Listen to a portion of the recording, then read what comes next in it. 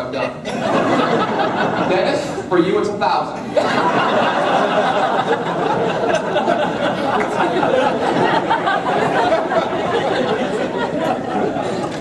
While I was preparing this speech, Andy told me that his parents were a little bit nervous about what I might say. And when I asked him why, he calmed my nerves and said, Sean, they've known you for 20 years. They've watched you grow up and mature and get married and become the man that you are today. And that being said, they are absolutely mortified. But seriously, behind this man here are two parents that are absolutely amazing. Dennis and Jan, you guys are the parents.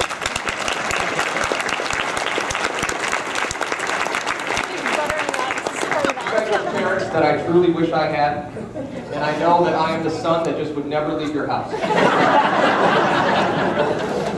To the Herring Shows, I know I didn't have the pleasure of meeting you guys until yesterday, but if you talk to Dennis and Jan, they will tell you how lucky you are because of that.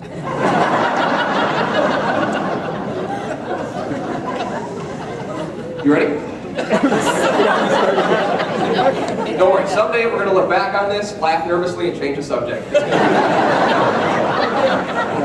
They say once in your life someone comes along whom you know you were meant to be with. Everything feels great, the stars align, body and soul are in perfect harmony. And for my friend Andy Peterson, that person was me.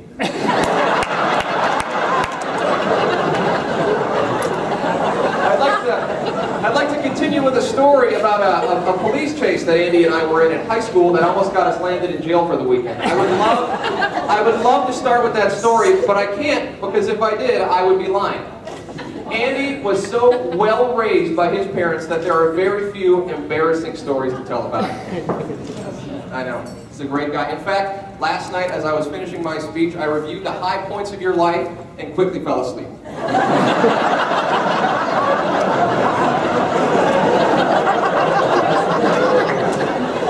However, before I dozed off, I did manage to remember a few brief things.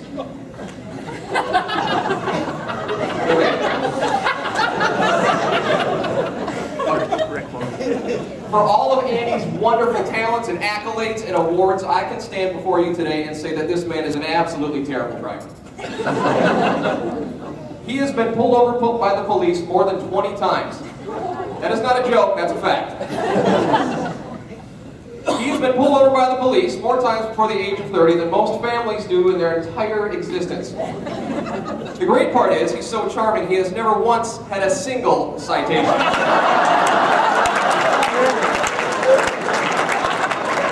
Not one.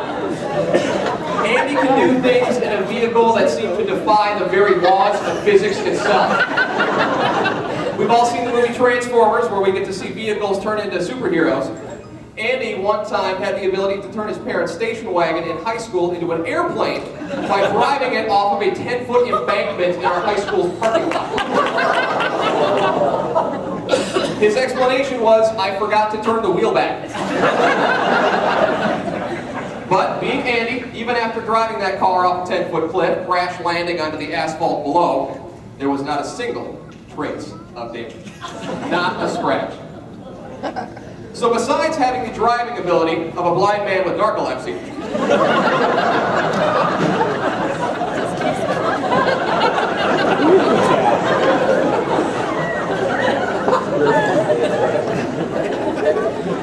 one other flaw that I've managed to dig up on this great man is that he is perpetually late.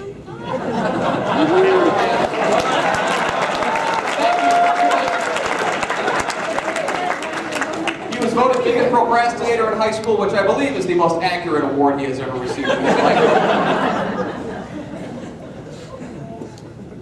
Ellie, just some quick advice. Never expect this man to be here until he is here. He exists within his own time zone, and a watch is merely a tool that he uses to see how late he actually is.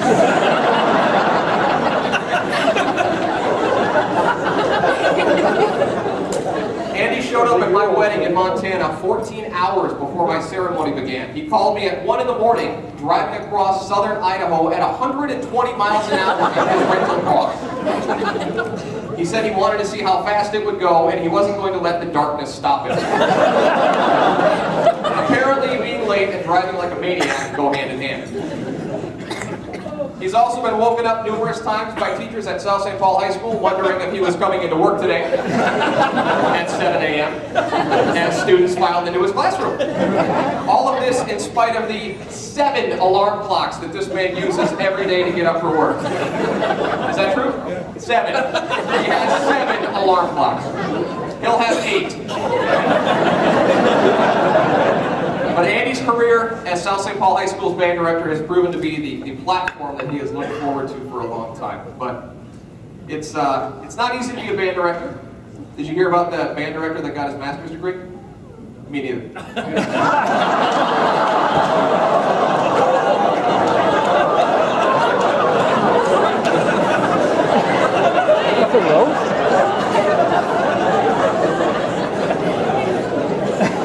Music has been a passion that Andy and I have actually shared for literally as long as we've known each other.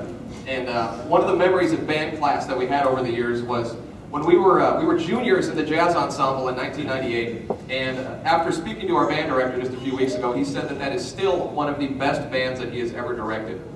And we had such a good year that they decided to pull up this really amazing piece called Channel 1 Suite, which was this driving, Buddy Rich big band song that featured this thunderous drum solo in the middle, performed, of course, by yours truly. And we were doing so well on this piece that we took it up to Jazz Band Festival up in Duluth, Minnesota. And so, sorry, I clarified Minnesota because I live in Colorado. So we take it up there, and we played all these pieces in front of this panel of judges, and they had awards that they would hand out to every band for, I don't know, half a dozen different things. And of course, the one that I was looking forward to the most was Top Soloist, for my self-indulgent, percussive awesomeness, whatever I was doing. So a few weeks later, after we get back to our, back into the swing of things, they mail all of the awards down. And when they go to hand them out, I proudly stand up to receive my award for Top Soloist, only to find out that it had gone to some other musician for some other song that apparently we played that I can't even remember the name of. That musician's name was Andy Peterson. You stole my award 11 years ago, and I still have not forgiven you for it. When Andy met Ellie, he is self-admittedly a true Norwegian, so never told me about his feelings about her. It was something I had to figure out on my own.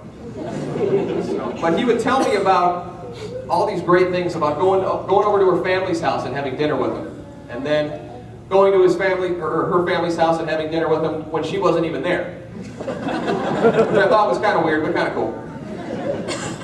And then he told me when he spent Christmas over there, her younger brother saw him walk in and said, "Hey, you're not a part of our family." Yet.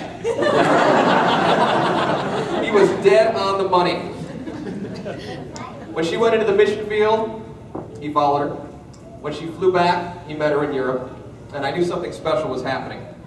And so a few months ago, Andy called me on a serious note and said he wanted to talk to me about marriage. Now, he and I had never spoken about that before, so I had to tell him that I was so flattered that he wanted to talk to me about marriage, but unfortunately, I was already married to someone else.